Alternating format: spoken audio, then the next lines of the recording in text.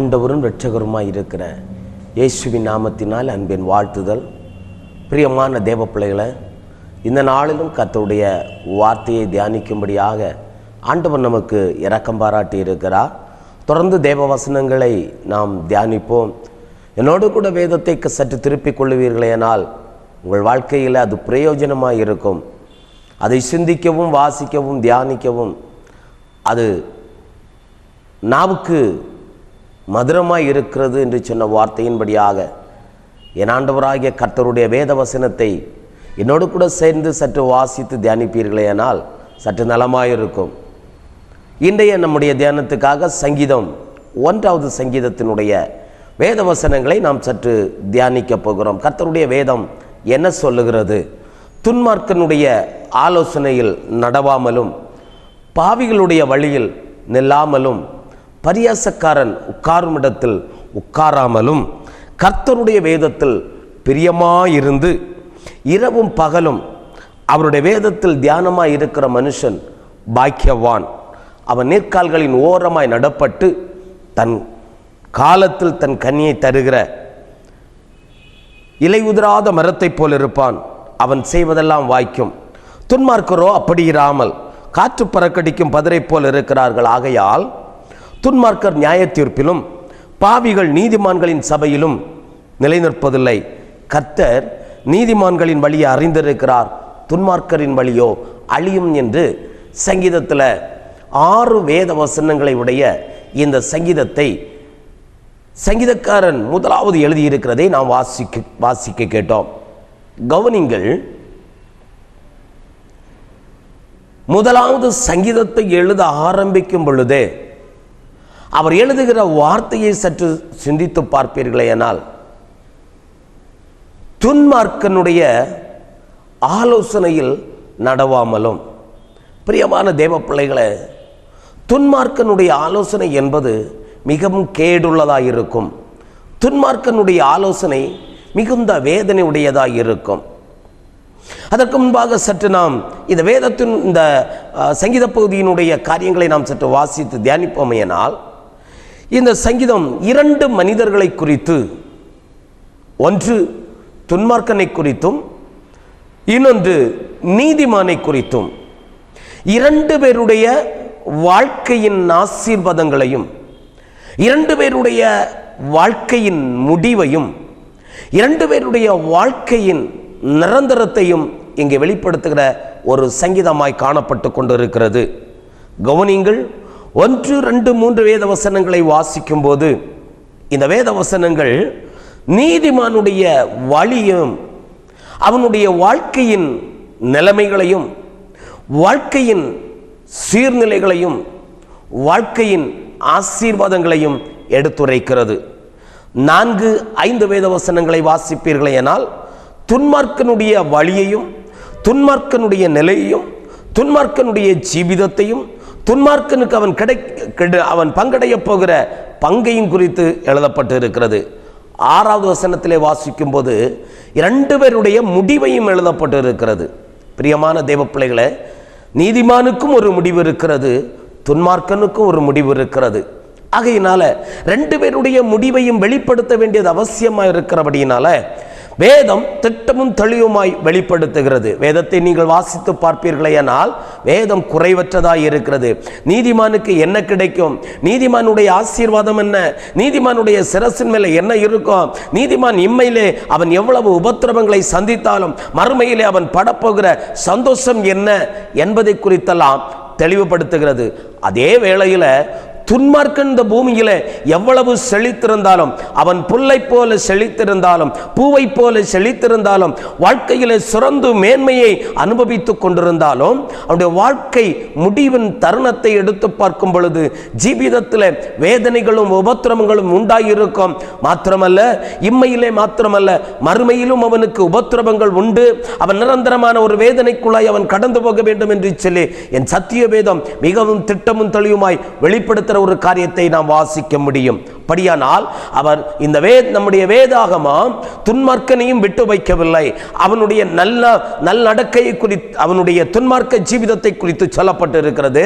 துன்மார்க்க ஜீவிதத்தினுடைய முடிவை குறித்து சொல்லப்பட்டிருக்கிறது.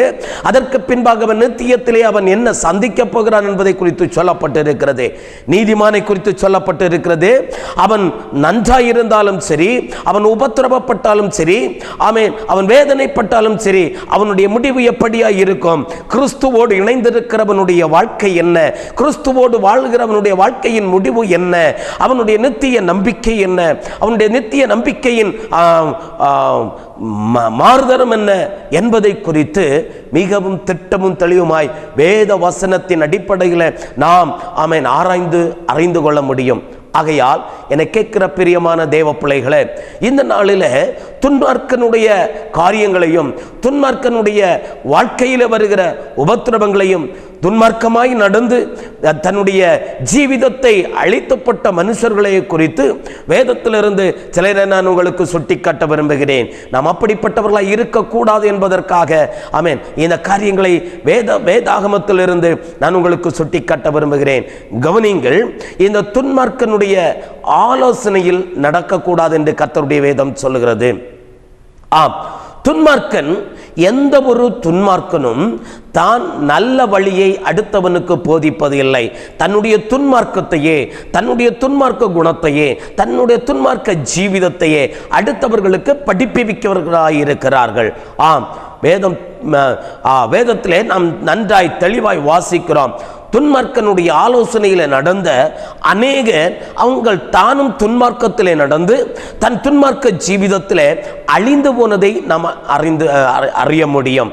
மாத்திரமல்ல, வேதத்திலே வாசிக்கிறோம், பாவிகளுடைய வழியில் நில்லாமலோ, பரியாசக்காரன் உட்காரும் இடத்தில் உட்காராமலோ, 3 பேருடைய வாழ்க்கையை குறித்து மிகவும் திட்டமும் தெளிவுமாய் வேத வசனம் தெளிவுபடுத்துகிறது. அப்படியானால் துன்மார்க்கனுடைய ஆலோசனை, பாவிகளுடைய வழி, பரியாசக்காரன் உட்காருகிற இடம். பிரியமான தேவ பிள்ளைகளே, இப்படிப்பட்ட மனிதர்களுடைய வாழ்க்கை கிறிஸ்துவுக்கு விரோதமானது, கிறிஸ்தவ வாழ்க்கைக்கு விரோதமானது, கிறிஸ்தவ ஜீவிதத்துக்கு விரோதமானது. இவர்களுடைய வாழ்க்கை பொல்லாங்கை கொண்டு வருகிறது. இவருடைய வாழ்க்கை கிறிஸ்துவுக்கு விரோதமாக இருக்கிறபடியினால இவர்கள் கிறிஸ்துவுக்கு பகைஞராய் மாறுகிறார்கள். தேவனுடைய பிள்ளைகளோ, தேவனை ஆராதிக்கிற பிள்ளைகளோ, தேவனுடைய நாமத்தை மகிமைப்படுத்துகிற பிள்ளைகளோ இவர்களோடு எக்காரணம் கொண்டும் ஒரு உறவு, ஒரு நட்பு வைத்திருக்க கூடாது என்று சத்திய வேதம் மிகவும் திட்டமும் தெளிவுமாய் வெளிப்படுத்துகிறது. கவனிங்கள், சங்கீதக்காரன் எழுதுகிற வார்த்தை என்ன? இவர்களுடைய வழியிலே நீ நடவாமல் கர்த்தருடைய வேதத்தில் பிரியமாயிருந்து.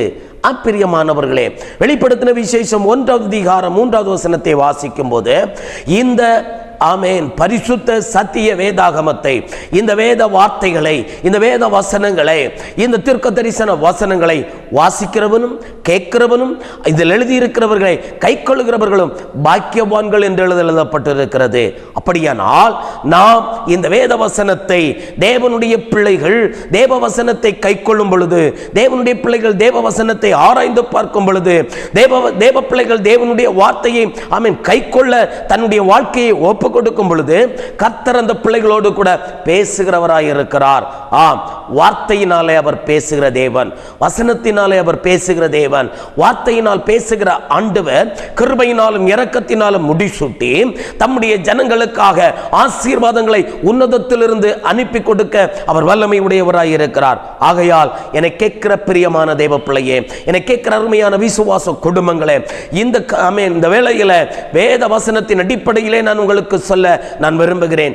துன்மார்க்கனுடைய ஆலோசனை என்பது அது வேதனை தருகிறதா இருக்கும். நீ துன்மார்க்கனுடைய ஆலோசனையை நீ கேட்க போக கூடாது. துன்மார்க்கனுடைய ஆலோசனையை கேட்ட ஒரு சில பேரை நான் வேதத்திலிருந்து சுட்டிக்காட்ட விரும்புகிறேன். கவனிங்கள், அதற்கு முன்பாக துன்மார்க்கனுடைய வாழ்க்கையினுடைய காரியங்களை நான் உங்களுக்கு சுட்டி காட்டிவிட்டு அடுத்த பகுதிக்கு கடந்து போக விரும்புகிறேன். யோபுவின் புத்தகம் அதனுடைய 9வது அதிகாரம் 24வது வசனத்திலே என்ன வாசிக்கிறோம்? யோபுவின் புத்தகம் 9வது அதிகாரம் 24வது வசனத்திலே உலகம் துன்மார்க்கன் கையிலே விடப்பட்டிருக்கிறது என்று சொல்லப்பட்டிருக்கிறது. நன்றாய் கவனிங்கள்.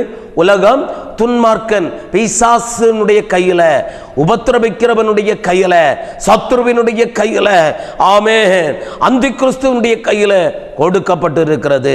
பிரியமான தேவ பிள்ளைகளை, பழைய பாம்பாகிய பிசாசினுடைய கையில இந்த உலகம் கொடுக்கப்பட்டு இருக்கிறது. மத்தேயு 4வது அதிகாரம் 8-9 வசனங்களை வாசித்து பாருங்கள். நம்முடைய ஆண்டவராகிய இயேசு கிறிஸ்துவை மலை உச்சியில கொண்டு போய் விட்டு உலகம் முழுவதையும் ஒரு நொடி பொழுதில் அவருக்கு காண்பித்து கொடுத்து அவன் சொல்லுகிறான், இப்பொழுது பார், இந்த உலகம் முழுவதும் என்னுடைய கரத்தில் கொடுக்கப்பட்டு இருக்கிறது. இது முழுவதும் என்னிடத்திலே இருக்கிறது. என்னை சாஷ்டாங்கமாய் பணிந்து கொள்வாயானால் இவைகள் எல்லாவற்றையும் உனக்கு தருகிறேன் என்று சொல்லுகிறார். கவனிங்கள்.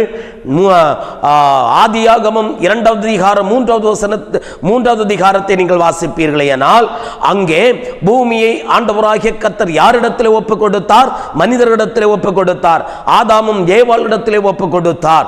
பிரியமானவர்களே, மத்தேயு 4வது அதிகாரத்திலே வரும் பொழுது பிசாசு சொல்லுகிறான், இந்த பூமியும் இந்த பூமியில் உள்ளவைகளும் பூமியில் உள்ள எல்லா சகல காரியங்களும் என்னிடத்திலே இருக்கிறது, எனக்கு ஒப்புவிக்கப்பட்டு இருக்கிறது, இது என் கரத்திலே இருக்கிறது என்று சொல்லுகிறார். கவனிங்கள் தேவ பிள்ளைகளே, துன்மார்க்கனுடைய கையிலே விடப்பட்டு இருக்கிறது. ஆமென். அப்படியானால் துன்மார்க்க ஜீவிதம் ஜீவிக்கிற தேவ பிள்ளைகளுடைய வாழ்க்கையில பிசாசு கிரியை செய்கிறது என்பதை நீ மறந்து போக கூடாது. துன்மார்க்கனுடைய ஆலோசனையிலே நாம் நடக்க பிரயாசப்படும் பொழுது அந்த துன்மார்க்கனுடைய பின்னணியத்தில் இருந்து பிசாசு கிரியை நடப்பிக்கிறபடியினால தேவ பிள்ளைகள் யாரும் அந்த அப்படிப்பட்ட துன்மார்க்க ஜீவிதம் ஜீவிக்காதபடி இவைகளை விட்டு ஓடுகிறவர்களாக, இவைகளை விட்டு ஆமென் கிருபையை பற்றிக் கொள்கிறவர்களாக, கிருபையை சார்ந்து கொள்கிறவர்களாய் இருக்க வேண்டும். சங்கீதம் 10:4 சொல்லுகிறது, துன்மார்க்கன் தேவனை தேடான் என்று எழுதப்பட்டிருக்கிறது. துன்மார்க்கன் என்ன செய்ய மாட்டானா? தேவனை தேட மாட்டான். பிரியமான தேவ பிள்ளைகளே, முதலாவது உலகம் துன்மார்க்கனுடைய கையில கொடுக்கப்பட்டிருக்கிறது. ஆகையால் அவன் துன்மார்க்கமாய் வாழ்ந்து துன்மார்க்கமாய் ஜீவிக்கிற ஜனங்களை துன்மார்க்கமாய் ஜீவிக்க அவன் தன் பக்கமே இழுத்து கொண்டிருக்கிறான். அப்படி இழுத்து தேவனை தேடாமல், தேவனை அனுதினமும் தேடாமல், வேதத்தை வாசிக்காமல், தேவனுடைய திருமுகத்தை நோக்கி பார்க்காமல், தேவனை நோக்கி ஜெபிக்காமல், ஆமென், அவனுடைய அனுதின ஜெப வாழ்க்கையை கெடுத்து அவனை பிசாசு என்ன செய்கிறான்? தேவனை தேடாதபடி ஆமென் அவன் மழுங்கடித்து விடுகிறான்.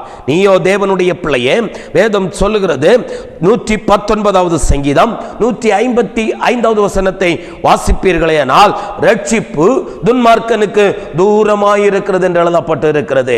என்ன இருக்கிறது? ரட்சிப்பு துன்மார்க்கனுக்கு தூரமாயிருக்கிறதாம்.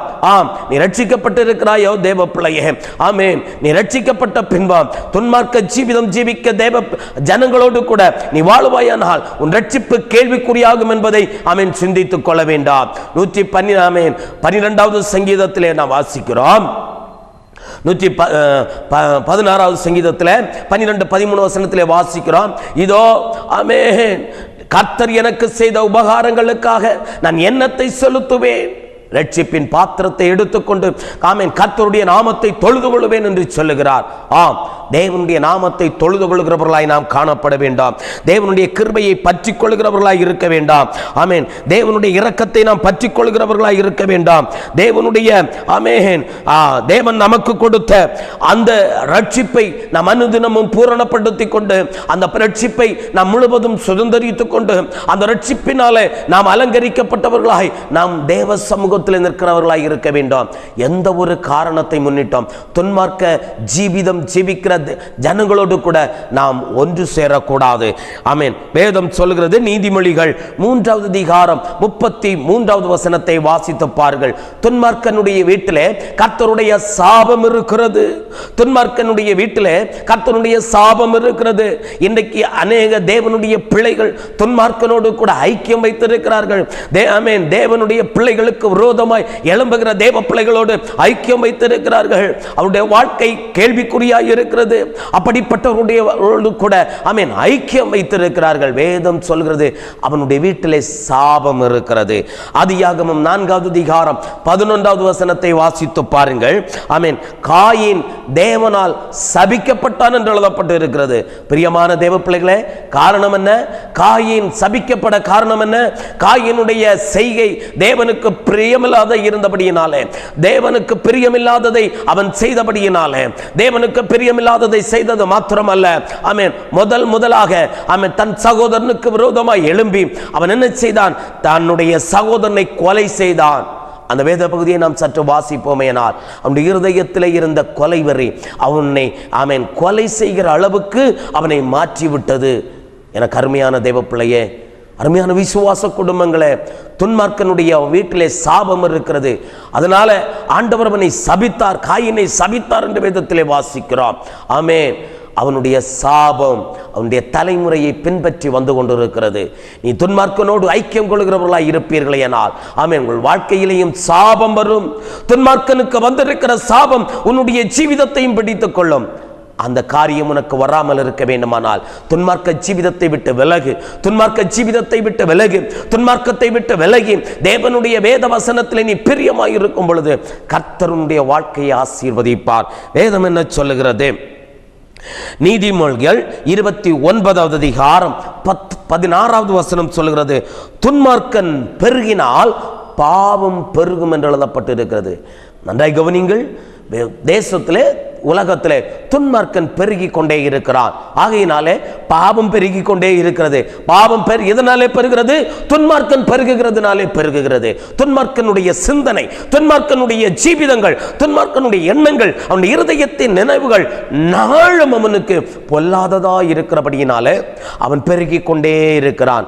யாரை எப்படி வீழ்த்தலாம், யாரை அவன் தன் ஜீவிதத்தில் தன்வசம் படுத்தலாம் என்று சொல்லி துன்மார்க்கன் ஆமென் யோசித்து தன் படுக்கையிலே யோசித்துக் கொண்டிருக்கிறார்களாம். வேதத்திலே வாசிக்கும் பொழுது ரா முழுவதும் அவைகளை சிந்தித்து பகலிலே அதை நடப்பிக்கும்படியாய் பிரயாசப்படுகிறார்களாம். எனக்கு பிரியமான தேவ பிள்ளைகளே, துன்மார்க்கனுடைய சிந்தனை, துன்மார்க்கனுடைய பாவம் உலகத்திலே பெருகி கொண்டிருக்கிறது. உலகத்திலே பெருகுகிற அவனுடைய பாவத்துக்கு நீங்களும் நானும் ஆமென் ஒத்து போகாதபடி தேவனுடைய கிருபையை சார்ந்திருக்கும்படியாக, தேவனுடைய வல்லமையை சார்ந்திருக்கும்படியாக, தேவனுடைய இரக்கத்தை சார்ந்திருக்கும்படியாக, தேவனுடைய அன்பை பற்றி கொள்ளும் பொழுது கர்த்தர் உங்களையும் என்னையும் ஆசீர்வதிக்கிற தேவனாய் இருக்கிறார். ஆகையால் என்னை கேட்கிற அருமையான விசுவாச குடும்பங்களே, வேதத்தை வாசிக்கும் பொழுது லூக்கா எழுதின சுவிசேஷம் 15வது அதிகாரம் 13வது வசனத்தை வாசித்து பாருங்கள். அங்கே ஒரு தகப்பனுக்கு 2 பிள்ளைகள் இருக்கிறார்கள். 2 பிள்ளைகளில் ஒருவன் துன்மார்க்க ஜீவிதம் ஜீவிக்க வேண்டும் என்று அவன் ஆசை கொண்டவனாய் தன் தகப்பனிடத்தில் இருந்த சொத்துக்கள் எல்லாவற்றையும் அவன் சேகரித்து கொண்டு அவன் வெளியூருக்கு புறப்பட்டு போகிறான். அநேக பணத்தோடு கூட செல்வ செழிப்போடு கூட கடந்து போகிறான். கவனிங்கள், அவனிடத்தில் இருக்கிற எல்லா பணங்களும் தீர்ந்து ஒன்றுமில்லாமல் ஆகிறது வரை அவனுடைய செல்வ செழிப்புக்கு குறைவே இல்லை. அவனுடைய துன்மார்க்க குணத்துக்கு முடிவே இல்லை. அவனுடைய துன்மார்க்க ஜீவிதத்துக்கு ஆமென் முடிவே இல்லை. அவனிடத்திலே பணம் இருக்கிறது என்று அறிந்தவுடனே அவனுக்கு அநேக நண்பர்கள் வந்தார்கள், அநேக சிநேகிதர்கள் வந்தார்கள். உலகத்தின் நண்பர்கள் அப்படி இப்படி என்று சொல்லி அநேகர் அவனுக்கு உதவி செய்ய வந்தார்கள். அவனுடைய பணம் தீர்ந்து விட்டது, அவனிடத்தில் இருந்த எல்லாம் தீர்ந்து விட்டது என்று சொன்ன பொழுது இந்த துன்மார்க்க ஜீவிதம் ஜீவித்த சகோதரர்கள், அவனுடைய நண்பர்கள் எல்லாரும் அவனை விட்டு போய்விட்டார்கள். ஒருவேளை ஆகாரத்துக்காக அவன் பரிதாபப்பட வேண்டிய ஒரு சூழ்நிலை, வேதனைப்பட வேண்டிய சூழ்நிலை, ஏங்க வேண்டிய சூழ்நிலை. என் தகப்பன் வீட்டிலே அநேக திருப்தியான வேலைக்காரர்களுக்கு திருப்தியான ஆகாரம் உண்டே என்று சொல்லி அவன் ஏங்க வேண்டிய சூழ்நிலை. பன்றிகளுக்கு வைக்கக்கூடிய ஆகாரமாவது எனக்கு கிடைக்குமா என்று சொல்லி அவன் எண்ண வேண்டிய ஒரு நிர்பந்தமான சூழ்நிலைக்காய் தள்ளப்பட்டான். என கேட்கிற அருமையான விசுவாச குடும்பங்களே, உங்கள் வாழ்க்கையிலே நீங்கள் எப்படிப்பட்டவர்களாய் இருக்கிறீர்கள்? உங்கள் வாழ்க்கையில ஜீவிதத்தை கிறிஸ்துவின் அன்பை விட்டு ஓடி போகிறவர்களாய் இருப்பீர்களே ஆனால் தகப்பனை விட்டு ஓடி போகிற எந்த ஒரு மனிதனும் ஆமென் தன் வாழ்க்கையில மேன்மையடைந்தது இல்லை என்பதை நீ சிந்தித்துக் கொள்ள வேண்டும். நீ எந்த ஆமென் எவ்வளவு பெரிய பணக்காரர்களாய் இருக்கலாம், செல்வந்தர்களாய் இருக்கலாம், ஆனால் வேதத்தின் அடிப்படையில் உங்களுக்கு சொல்ல விரும்புகிறேன், தாயும் தகப்பனையும் கனம் பண்ணு என்று சொல்லி வேதம் சொல்கிறது. அது மாத்திரமல்ல, ஆமென், கர்த்தருடைய நாமத்தை மகிமைப்படுத்தும்படியாக, கர்த்தரை ஸ்தோத்தரிக்கும்படியாக அவரை மகிமைப்படுத்துகிற எந்த ஒரு மனிதனாய் இருந்தாலும், என கேட்கிற அருமையான பிள்ளைகளே, கர்த்தர் உங்களை ஆசீர்வதிப்பார். இளைய குமாரன் துன்மார்க்க ஜீவிதம் ஜீவித்தான். அவனுக்கு வழிகாட்ட அநேகர் இருந்தார்கள், உதவி செய்ய அநேகர் இருந்தார்கள். ஆனால் அவனுடைய பணம் செலவழிந்து போன பொழுது, அவனுக்கு இருந்த எல்லாம் அழிந்து போன பின்பு யாரும் அவனுக்கு வழிகாட்ட இல்லை. ஆமென். பிரியமானவர்களே, வாழ்க்கையின் அனுபவங்களை எடுத்து பாருங்கள். ஆகாரத்துக்காக அவன் வேதனைப்பட்டான். பன்றி சாப்பிடுகிற ஆகாரத்தினாலே தன் வயிற்றை நிரப்ப ஆசையாயிருந்தான். அதை கூட அவனுக்கு ஒருவரும் கொடுக்கவில்லை என்று சொல்லி வேதம் சொல்லுகிறது. அப்படியானால் துன்மார்க்க ஜீவிதம் ஜீவிக்கிறவர்களுடைய வாழ்க்கையில பசி, பட்டினி, வேதனை, உபத்திரவம் வரும் என்பதை வேதத்திலே வாசிக்கிறோம். ஆமென். இன்னும் 2 நாளாகமம் 22வது அதிகாரம் 3வது வசனத்தை வாசித்து பாருங்கள். அங்கே ஒரு ராஜாவை துன்மார்க்கமாய் நடக்கிறதற்காக தன் தாய் அவனுக்கு வழிகாட்டி கொடுக்கிறாள். இன்னைக்கு அநேக பெற்றோர் தன் பிள்ளைகளை துன்மார்க்கமாய் நடக்க பண்ணுகிறார்கள். பிரியமான தேவ பிள்ளைகளை, வேண்டாம். உங்கள் பிள்ளைகளை கிறிஸ்துவின் அன்பிலே வளருங்கள். உங்கள் பிள்ளைகளை கிறிஸ்துவினுடைய கிருபையிலே வளருங்கள். உங்கள் பிள்ளைகளை கிறிஸ்துவினுடைய இரக்கத்திலே வளருங்கள். உங்கள் பிள்ளைகளை தேவனுடைய அன்பிலே நீங்கள் வளர்க்கும் பொழுது ஆமென், தேவன் உங்களை ஆசீர்வதிப்பார். உங்கள் தலைமுறைகளை ஆசீர்வதிப்பார். அவர் 1000 தலைமுறை மட்டும் இரக்கம் செய்கிற தேவனாய் இருக்கிறார். பாவிகளுடைய பாவத்தையோ 3ஆம் 4ஆம் தலைமுறை மட்டும் விசாரிக்கிறவராய் இருக்கிறார். தேவனுடைய பிள்ளைகளுடைய ஆசீர்வாதங்களை 1000 தலைமுறை மட்டும் ஆசீர்வதிக்கிறவராய் இருக்கிறார். 3ஆம் 4ஆம் தலைமுறை மட்டும் வாதிக்கிற தேவனுடைய கோபாக்கினை வேண்டுமா, அல்லது 1000 தலைமுறை மட்டும் இரக்கம் செய்கிற தேவனுடைய கிருபை வேண்டுமா என்பதை நீங்களே சிந்தித்து பாருங்கள். உங்கள் பிள்ளைகளை கிறிஸ்துவிலே வளருங்கள். இன்னும் வேதத்திலே வாசிக்கிறோம். எஸ்தரின் புஸ்தகம் 5வது அதிகாரம் 9 முதல் 14 முடிய வேத வசனங்களை வாசித்து பாருங்கள். அங்கே ஆமான் என்று சொல்லக்கூடிய ஒரு மனுஷனை குறித்து வேதத்திலே வாசிக்கிறோம். ஆமான் எப்படி மொர்தெகாயை கொலை செய்ய வேண்டும் என்று சொல்லி அவன் ஒரு துன்மார்க்க சிந்தனை சிந்தித்தவனாக இருக்கிறான். இவனுக்கு பின்னணியத்தில் அநேக நண்பர்கள் இருக்கிறார்கள், அவனுடைய மனைவி இருக்கிறாள். அவர் உற்சாகப்படுத்தி விடுகிறார்கள். எப்படியாவது மொர்தெகாயை கொலை செய்ய வேண்டாம், யூத ஜனங்களை கொன்றுவிட வேண்டும் என்று சொல்லி துன்மார்க்கமாய் அவனுக்கு வழிகாட்டினார்கள். என கேட்கிற தேவ பிள்ளைகளே, அவனுடைய நண்பர்களும் மனைவியும் கொடுத்த துன்மார்க்கமான ஆலோசனை என்ன நடந்தது? அந்த குடும்பத்தை அழித்துப்பட்டதல்லவா? அவனுடைய ஜீவிதத்தை அழித்துப்பட்டதல்லவா? எவ்வளவு வாழ்ந்திருந்த மனிதன், எவ்வளவு மேன்மையாய் இருந்த மனிதன், ராஜாவுக்கு அடுத்த ஸ்தானத்தில் இருந்த மனிதன். ஒரே ஒரு ஆலோசனை, துன்மார்க்கன ஆலோசனை அவனுடைய குடும்பம் முழுவதும், அவனுடைய ஜீவிதம் முழுவதும், அவனுடைய தலைமுறைகளையே அழித்துப்பட்டது. காரணம் என்ன? மற்றவர்களுடைய துன்மார்க்கமான ஆலோசனை. அதனால் வேதம் தெளிவாய் சொல்லுகிறது, துன்மார்க்கனுடைய ஆலோசனையிலே நீ நடக்கக்கூடாது. துன்மார்க்கனுடைய ஆலோசனை நீ நடந்தால் அழிவு நிச்சயம்.